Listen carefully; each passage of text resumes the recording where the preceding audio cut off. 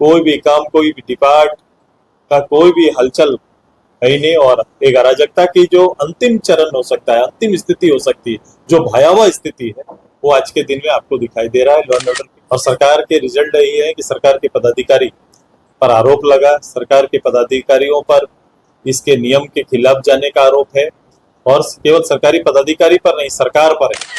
ये जिलावार भाषा का विषय को क्रिएट किया जाता है ताकि हम मूल विषय को फोकस हट जाए और इस पे हम उलझे रहे। ये उनके भविष्य के साथ खेलने का इसको हथियार बनाया गया। 22 जून को बलिदान दिवस का मानक बनाते हुए राज्य के सभी प्रमुख प्रखंड स्तर के पदाधिकारियों को एक मंच पर लाने का संकल्प लेने का निर्णय लिया है। और 22 तारीख को सभी लोग रांची में खेलगांव में हम सभी मंडली, नए नव चयनित संयोजक मंडली और जिला और प्रखंड के पदाधिकारियों के संयुक्त बैठक में मैं अपने मीडिया भाइयों का हार्दिक स्वागत करते हैं, अभिनंदन करते हैं।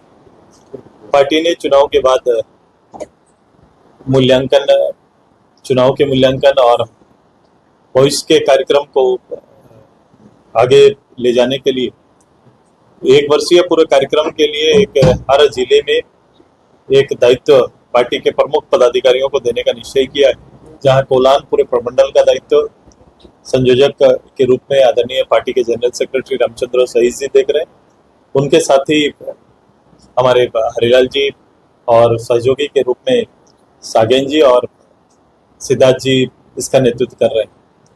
तीनों जिला में पार्टी के वरीय पदाधिकारियों की जिम्मेदारी के साथ संयोजक मंडली का गठन किया गया है, जिसमें पार्टी को ग्राम स्तर से लेकर सभी इकाइयों को फिर से पुनर्गठित करने का और प्रशिक्षित करने का कार्यक्रम हमारा है आने वाले साल भर में।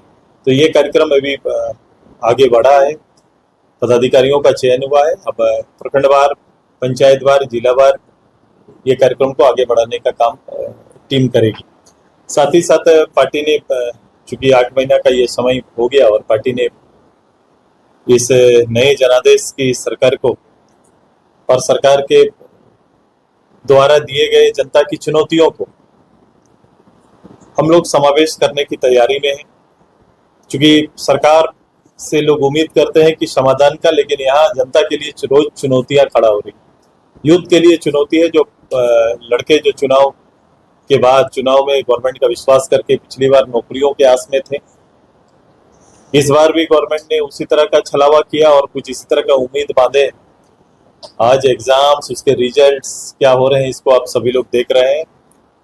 उनका संघर्ष किताब और पढ़ाई से ज्यादा सड़क पर अब चल रहा है।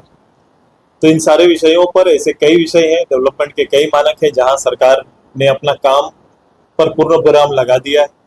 कोई भी काम, कोई भी डिपार्ट का कोई भी हलचल है ही नहीं। और एक अराजकता की जो अंतिम चरण हो सकता है, अंतिम स्थिति हो सकती है, जो भयावह स्थिति है, वो आज के दिन में आपको दिखाई दे रहा है। लॉ एंड ऑर्डर की भी वही स्थिति है।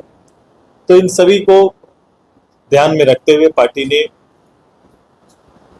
अपने पार्टी के संघर्ष के इतिहास को याद करते हुए 22 जून को बलिदान दिवस का मानक बनाते हुए राज्य के सभी प्रमुख प्रखंड स्तर के पदाधिकारियों को एक मंच पर लाने का संकल्प लेने का निर्णय लिया है।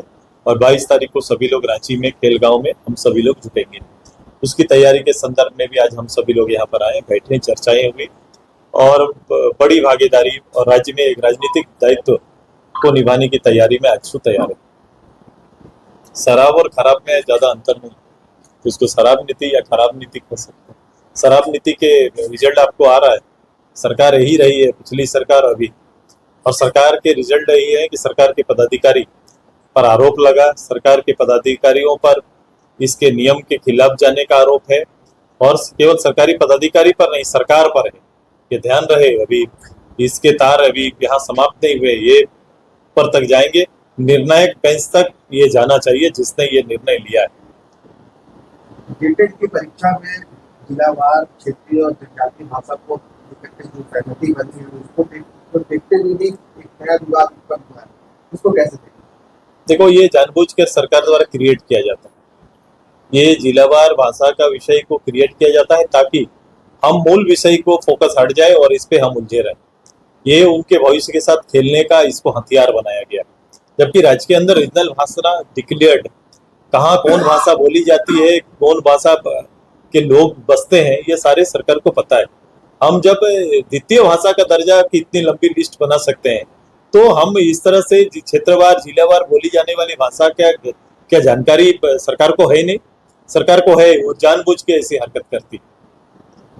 इसको लेकर के जो वित्त मंत्री है राधाकृष्ण किशोर, इन्होंने भी हेमंत सोरेन को एक पत्र लिखा है जिसमें गढ़वा और पलामू में भोजपुरी को। सवाल ये है, अब ये अगर वित्त मंत्री जी ये लिख रहे हैं तो कैबिनेट पर सवाल, क्या कैबिनेट या मंत्रालय राज्य में जो बनता है वो इसी तरह के प्रस्ताव पर मंत्रालय के लिए बनता है? क्या ये निजी निर्णय है आदरणीय मुख्यमंत्री जी का, या फिर वित्त मंत्री जी को हाशिए में रखा गया, वित्त मंत्री को इसमें, या फिर उनकी पार्टी को इससे अलग रखा गया है?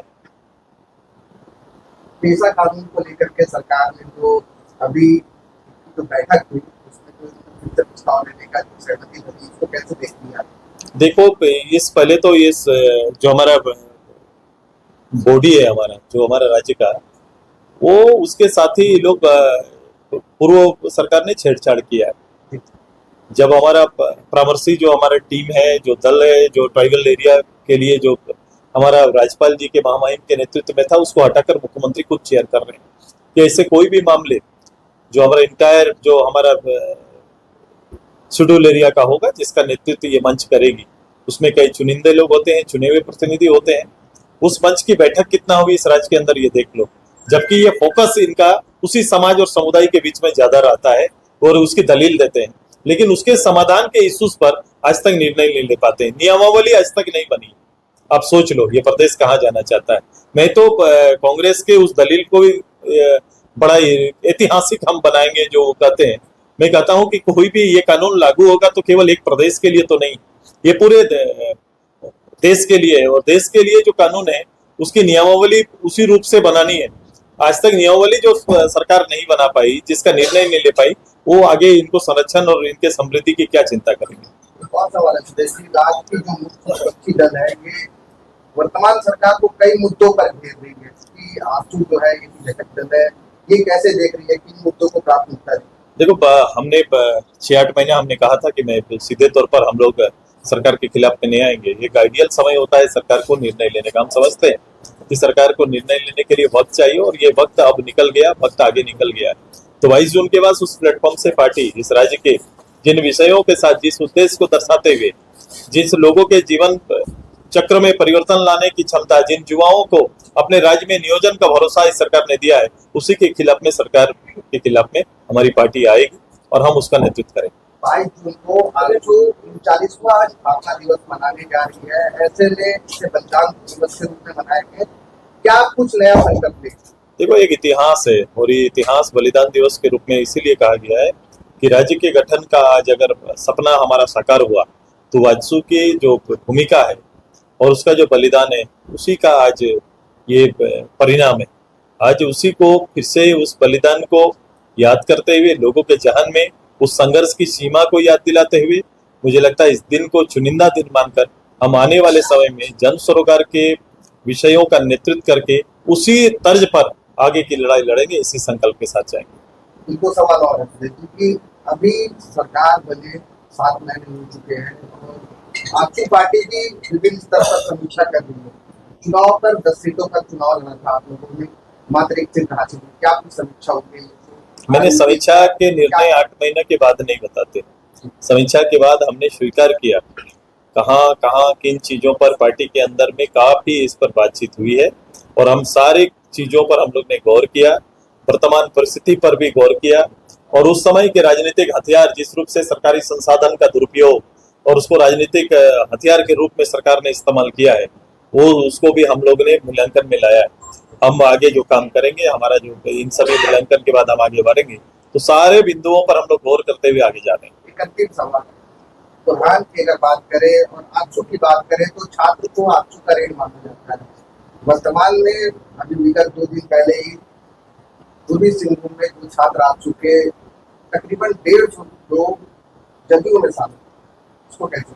देखो, राजनीति में लोगों का वैचारिक रूप से आना और जाना रहेगा। सत्ता के शौक रखने वाले लोग सत्ता संघर्ष के साथ रहेंगे या नहीं रहेंगे, कहा नहीं जा सकता। लेकिन संघर्ष के दौर में आजसू हमेशा इसका एक अपना रिकॉर्ड रहा है। ऐसा कोई रिकॉर्ड किसी राजनीतिक दल का नहीं हो सकता है, कोई हमारे समकक्ष खड़ा नहीं हो सकता है। और इस दौर में भी नवीन सोच रखने वाले, नई सोच, नई ऊर्जा पार्टी के साथ जुड़ेंगे भी, वो आपको दिखाई देगा। ऐसे लोगों का आना जाना लगा रहता है। हमने राजनीतिक जीवन में जहां हमने शून्य से प्रारंभ किया, आज एक राजनीतिक दल के हैसियत से आपके साथ खड़े हैं।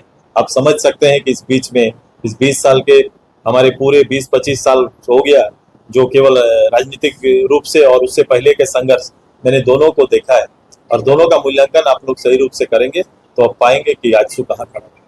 दिल्ली में एक मामला लड़की का धर्मांतरण की बात सामने, इसको कैसे देखो, ये मैंने पहले भी कहा था कि जिस रूप से शासन का भूमिका रहा है वो इसमें बेहतर नहीं रहा।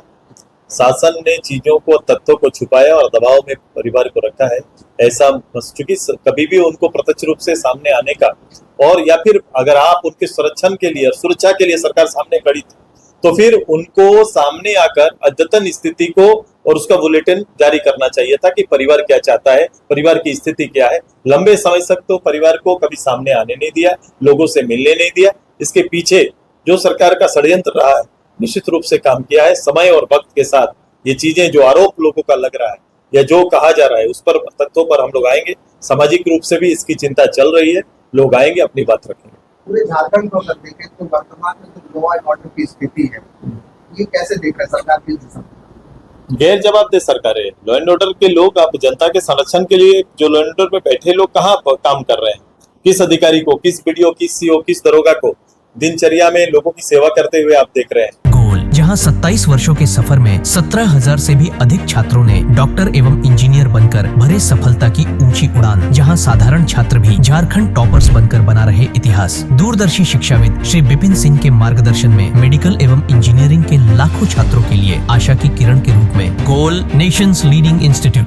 बायोम सिर्फ मेडिकल प्रिपरेशन का संस्थान। बायोम से लगातार दूसरी बार नीट यूजी में 700 मार्क्स पार। 10th पास स्टूडेंट्स के लिए फाउंडेशन कोर्स, 11th पास स्टूडेंट्स के लिए फ्रेशर कोर्स और 12th पास स्टूडेंट्स के लिए टारगेट कोर्स 17 अप्रैल से शुरू हो रहे हैं। कॉल 7360066190 और visit Biome, circular road near women's college and Hinoo, Ranchi. thefollowup.in. Like, share and subscribe. www.thefollowup.in